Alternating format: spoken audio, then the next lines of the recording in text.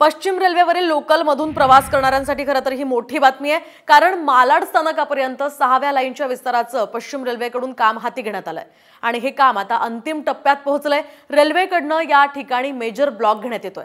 यापैकी अजून 128 तासांचं काम अद्यापही बाकी आहे आणि रेल्वेच्या माहितीनुसार 4 ऑक्टोबरपर्यंत 150 लोकल रद्द करण्यात येणार आहेत।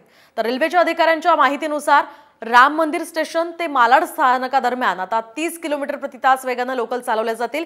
याचा परिणाम दिवसभरातील वेळापत्रकावर आता होणार असल्याची माहिती आहे। या संदर्भातली अधिकची माहिती जाणून घेऊयात।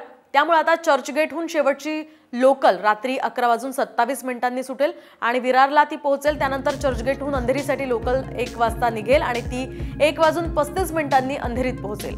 बोरिवलीहून लोकल 12:10 सुटेल आणि ती लोकल 1:15 चर्चगेटला पोहोचेल। तर गोरेगावहून 12:07 लोकल सुटेल, ती सीएसएमटीला 1:02 पोहोचणार आहे।